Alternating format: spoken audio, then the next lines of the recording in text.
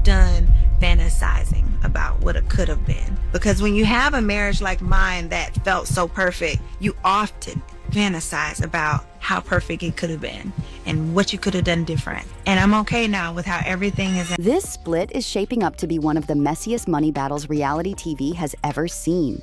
Porsha Williams might have been serving glitz and glam with her peach on Real Housewives of Atlanta, but behind the cameras, her world was spiraling out of control. Secret showdowns, cash fights, and one prenup ruling that flipped the whole story upside down. And trust me, this wasn't just about money. This was about immigration scandals, fraud whispers, and public feuds turning a breakup into an all-out legal war. And we're not just talking a few checks here and there.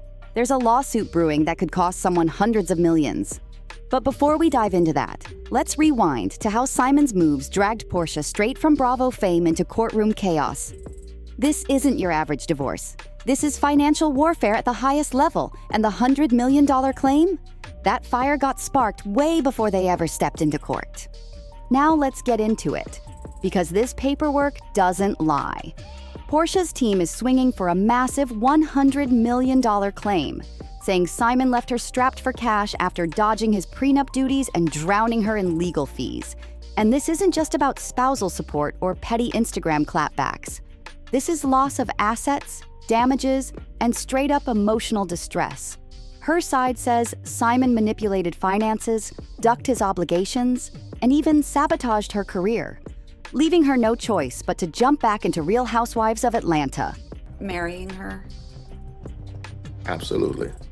I said to her in one of my text messages to her, because she didn't respond because I kept asking her, why did you file for a divorce? And she wouldn't say anything. Not for fun, but just to survive. And it gets worse. Remember when Simon got deported earlier this year after immigration officials started digging into those old fraud cases? While he's overseas scrambling to clear his name, Porsha's over here stacking up a monster lawsuit that could wipe out what's left of his fortune. But here's where it gets even crazier. Court docs show Simon argued that the prenup wasn't even fair in the first place. His excuse? He swore Porsha told him she was done with HOA forever, like she was leaving the reality TV world behind. But then boom, out of nowhere, she shocked everybody by making her comeback in RHOA season 16. Simon's lawyers tried to twist it, saying if he'd known she was still cashing those Bravo checks, he never would have signed a prenup that gave her his $7 million mansion and locked him into six-figure payments. But wait, it gets wilder. I was targeted from day one for financial reasons. Getting engaged in 30 days, who does that? I was out of my goddamn mind to have done that. And of course, I'm paying dearly for it. He even tried to claim Porsha straight up tricked him, saying she lied about quitting Housewives. The judge? Not buying it for a second? That's how Porsha walked away, locking down alimony, the mansion, and her Rolls Royce, leaving Simon looking played and broke. Simon swore up and down that he signed that prenup under false pretenses. But the judge wasn't having it. The court slammed down the gavel and enforced the deal exactly as written. And that meant Porsha walked away with $40,000 a month in alimony for 15 months. Her legal fees covered, her Rolls Royce secured, and the right to stay in that $7 million mansion until 2027. Sounds like a dream, right? Wrong. Because here's the thing. To the average person, that might look like winning the lottery. But in the world of celebrity divorces, that's barely a Band-Aid. If you're dropping six figures every month just to keep up with the lifestyle, $40,000 ain't cutting it. That's exactly why Porsha is now doubling down with a jaw-dropping $100 million lawsuit, claiming Simon deliberately left her broke and scrambling. I am on the other side of this. Like, we've been divorcing now through this process for a whole year. And, it's caught up with what I had to do. Right. So, like, emotionally, I feel like I'm ready to be done with it. I'm ready to heal, ready to move on. But, here comes a reality show. So here's the part of my life where it gets interesting. I'm done with the divorce, but I had to deal with it, all the darkness on. But just when it looked like the prenup drama was the peak of the mess, boom, Simon's immigration scandal kicked everything into chaos. Remember earlier this year when ICE swooped in and grabbed him up? Yeah, he got detained and deported straight back to Nigeria. And don't get it twisted, this wasn't just a paperwork mix-up. Simon's name has been circling for years, linked to whispers of shady credit card scams and bank fraud schemes. And guess what? Those court docs back it up.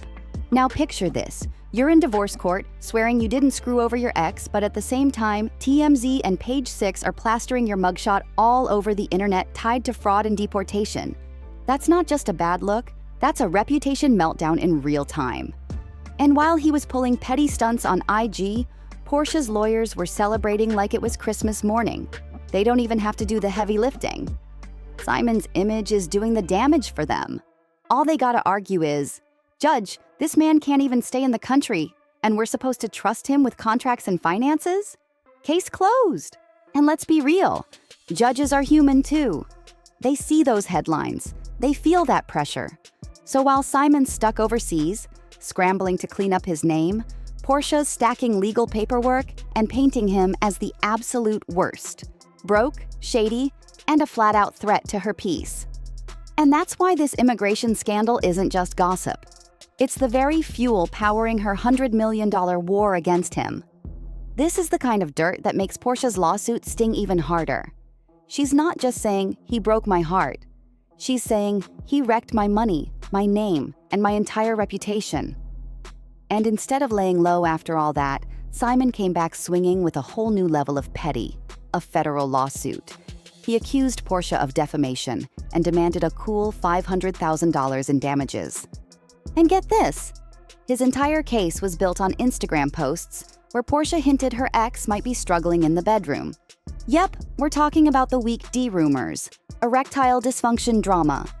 Most people would have brushed that off as shady reality TV banter, but Simon's camp swore those little posts were business killers. His lawyers argued, and I quote, "These posts were intentionally crafted to imply Mr. Gobedia suffers from this condition, casting him in a negative and humiliating light." Now pause for a second. How does a bedroom rumor crash your business? Unless Simon was secretly cashing checks for the deed, that excuse sounds shaky. But his side claimed the embarrassment wrecked sponsorships, business deals, and damaged his global reputation. Basically, they're saying a hashtag hurt his bank account. Of course, Porsha's lawyers weren't letting that fly. They clapped back saying she never mentioned Simon by name, not once. They even pointed out that she used hashtags like #men's health awareness to make it look like a PSA, not a diss at her ex. But let's be real, everybody with Wi-Fi knew who she was talking about. The timing, the shade, the slick wording, it all lined up way too perfectly. And when your name is already drowning in fraud whispers, ICE deportation headlines, and prenup losses, the last thing you need is the internet clowning you for your bedroom struggles. That's like throwing gasoline on an already raging dumpster fire. And here's where it backfired. Simon thought this defamation lawsuit was gonna flip the script, drag Porsha, and maybe distract the world from his immigration mess. But instead, it cracked the door wide open for her lawyers to argue he's not just broke and shady. He's also petty enough to take Instagram shade into federal court. Simon straight up admitted that after he couldn't reach Porsha or her family, he snapped and sent her a text saying she was basically a $5 million rehab project he invested in. Can you believe that? And it doesn't stop there. Simon also confessed he was feeling vulnerable after divorcing his last wife, Falyn. But hold up, how are you gonna sit there saying you regret everything, that you were blindsided, and then turn around and call Porsha a rehab project like she's some broken down property you tried to flip? Are you the victim here, or are you the one treating your wife like a fixer-upper? The contradiction makes his whole story sound weak, and it gets messier. Simon claimed that when Porsha slid into his DMs, praying for him, just 30 days later they were engaged. His exact words? "I think it was targeted. I was targeted from day one for financial reasons. Getting engaged in 30 days, and who does that? I was out of my god-dark mind to have done that. Of course, I'm paying dearly for that." Whew, talk about backhanded regrets. Now, people always said, don't trust a big smile, 'cause that girl is poison.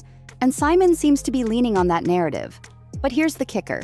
That rehab project line tells you everything about how he really viewed the marriage. To him, Porsha wasn't just a partner. She was a financial project. An investment he thought he could control. He poured money into her the way you'd sink cash into fixing up a house, only to claim later it cost him more than it was worth. But that backfired hard. Instead of making him sound like the poor victim, his own words made it seem like he never saw her as an equal. He saw her as a liability, someone he was keeping financial receipts on from the start.